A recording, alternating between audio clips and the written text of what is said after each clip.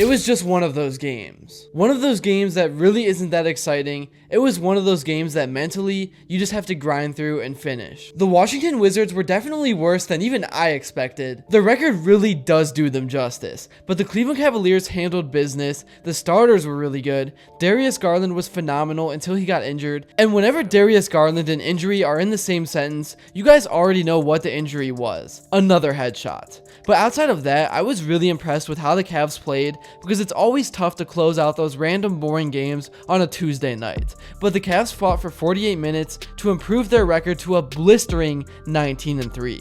And I want to talk all about it. But before I begin, I would really appreciate it if you would drop a like and subscribe. It only takes 5 seconds, plus you can always change your mind.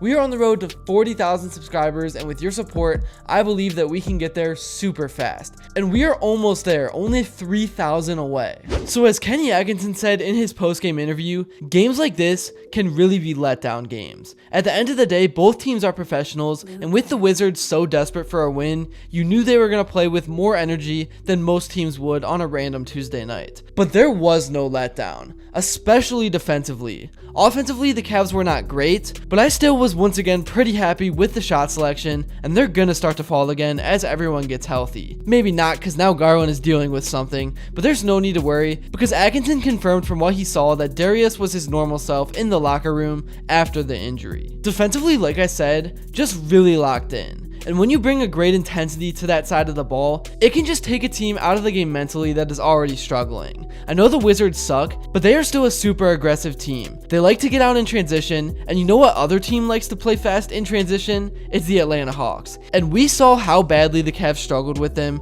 so it was still a great defensive showing by Cleveland. The Cavs really are connected on both ends right now. Those are the words that came out of Kenny Atkinson's mouth when describing the team. And it's not just that they're connected on the court basketball wise, they're one of the most connected teams in the locker room. A lot of the guys are buddies. I mean, we see George Niang and Double T do an interview together after every win. Donovan Mitchell always has Garland's back. And then even though they don't have matching personalities, I think Mobley and Allen really get along well and work together to become better. And another big thing is that nobody is jealous of each other at all. Even Donovan Mitchell has not cared about his stats. Not saying he's always been a stat guy, but he clearly is completely bought into winning. And he's already accomplished pretty much everything you can statistically anyways. It's time for him to start winning. And I know the only thing he cares about is getting a ring. And I know it's way too early to say, but it seems like the Cavs are headed on the right path for that to potentially happen in the near future. Obviously, the talent on this roster is elite,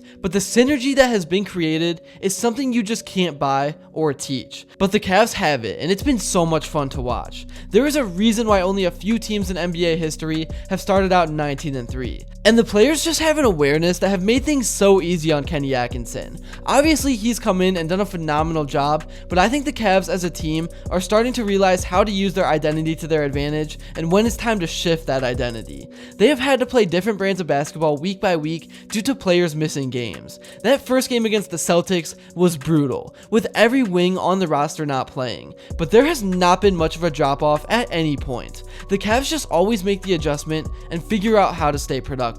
One thing that is probably the biggest reason for the Cavs 19-3 start is their depth. And I talk about the depth all the time, but I mean, once again, 7 guys in double figures. That is really spreading out the workload, and it has taken a lot of physical and mental stress off the stars. Rarely does Mitchell or Garland have to play over 30 to 32 minutes, and there has been a ton of games where the bench has been in for the last 5 minutes, and throughout the season, that is going to give the Cavs a big edge over the rest of the league. Because last season under JB Bickerstaff was the opposite. Donovan Mitchell was being asked to completely put the team on his back in the fourth quarter, and the Cavs offense just did not flow as smoothly. So not only was Mitchell on the court way more, but he had to use up all his energy creating shots for himself as well. And this year, even when the Stars do have to play over 35 minutes every now and then, they don't have to work as hard to get those open shots. And that all starts with Donovan Mitchell. Because from what I've seen, it seems like this has been the game plan.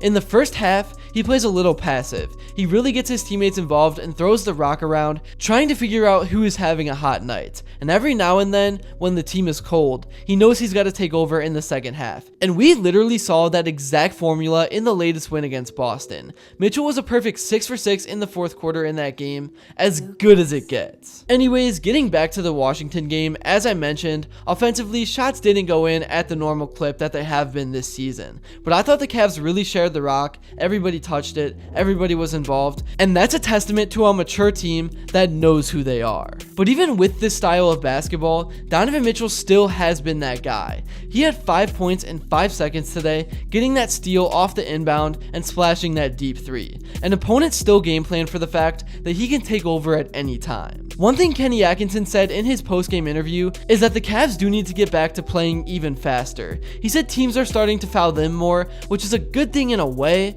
but when the Cavs are at the free throw line themselves, and then defensively they're fouling and the other team is at the line a ton as well, it naturally just slows the game down, and the Cavs don't want to play slow. That allows defenses to get back into their sets. This was a big game for Sam Merrill, and it was the perfect opportunity to put him out there for a long time to let him get back in a rhythm. Kenny Atkinson really has been money in terms of his feel for things, because Sam has had a rough last couple of weeks, but we all still know what he's capable of, and I think him seeing a bunch of shots fall, even though it was against the Wizards, could be huge for him mentally as we approach a game on Thursday against the Denver Nuggets. Even without Ty Jerome in this game and Garland missing most of it, I still thought the Cavs offense had a pretty solid flow to it, and that is big credit to Jared Allen and Evan Mobley, who made their presence felt in the paint. They did not back down at all at any moment, and they were super aggressive in terms of getting shots up, and that opened up opportunities for the rest of the guys. Here is what some of the guys had to say in their post-game interviews. Definitely. And I said how we approached the game, like the preparation for the game.